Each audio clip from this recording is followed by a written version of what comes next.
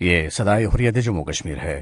کشمیر اپ date کے ساتھ ابن سلام۔ بھارتی فوج نے ریاستی دہشت گردی کی تازہ کارروائی کے دوران جموں ضلع میں 3 کشمیری نوجوانوں کو شہید کر دیا۔ ان نوجوانوں کو نگروٹا میں سری نگر جانے والے ایک ٹرک کو روک کر اس پر اندھادھند فائرنگ کر کے شہید کیا گیا۔ قابض فوج کی بحری نفری نے علاقے میں تلاشی آپریشن شروع کر رکھا ہے۔ قابض فوجیوں نے وادی اور جموں کے 11 اضلاع میں محاصرے اور تلاشی کی کارروائیاں بھی کی اور لوگوں کو ہراساں کیا۔ قابض انتظامیہ نے کشمیریوں کی سماجی رابطوں کی ویب سائٹس تک رسائی ناممکن بنانے کے لیے نئی دلی اور بنگلور سے IT ماہرین کی ایک خصوصی ٹیم وادی کشمیر بلا لی۔ ان ماہرین کو تمام VPN پراکسیز کو بلاک کرنے کا کام سونپا گیا ہے۔ دنیا کے جانے مانے امریکی دانشور نوم چومسکی نے کہا ہے کہ کشمیر ایک جیل خانے میں تبدیل ہو چکا ہے۔ ایک انٹرویو میں انہوں نے بھارت کے اندر فسطائیت کی علامات کی تصدیق کرتے ہوئے کہا ہے کہ بدقسمتی سے حقائق جانے بغیر بھارت کی بیشتر ہندو آبادی کشمیر سے متعلق حکومتی اقدامات کی حمایت کر رہی ہے۔ انہوں نے بھارتی میڈیا کو دبائے جانے کی بات کرتے ہوئے کہا ہے کہ بھارتی میڈیا فسطائی BJP حکومت کی کم ہی تنقید کر رہا ہے۔ یورپی پارلیمنٹ میں کشمیر اور متنازع قانونی شہریت کے خلاف قراردادوں پر ووٹ مؤخر کیے جانے پر متعدد اراکین یورپی پارلیمنٹ نے ناراضی کا اظہار کیا۔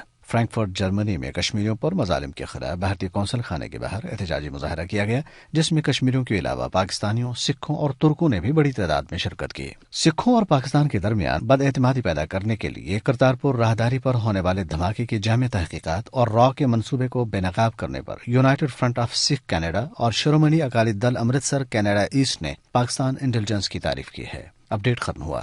پاکستانی اور کشمیری ہمیشہ سے ہی یکجان دو قالب ہیں۔ کشمیری عوام پاکستان کو اپنی منزل مقصود سمجھتے ہیں۔ تحریک آزادی کے حق میں نکالے جانے والے جلوسوں میں پاکستانی پرچم کا لہرایا جانا، بھارتی بندوقوں کے سائے میں پاکستان کے حق میں نعرے بلند کرنا اور شہدائے آزادی کو پاکستانی پرچموں میں دفنانا اس بات کا عکاس ہے کہ کشمیری پاکستان کے ساتھ شدید محبت رکھتے ہیں۔ اس حوالے سے سنتے ہیں جموں کشمیر لبریشن فرنٹ حقیقی کے نمائندے محمد شفیع ڈار کی گفتگو۔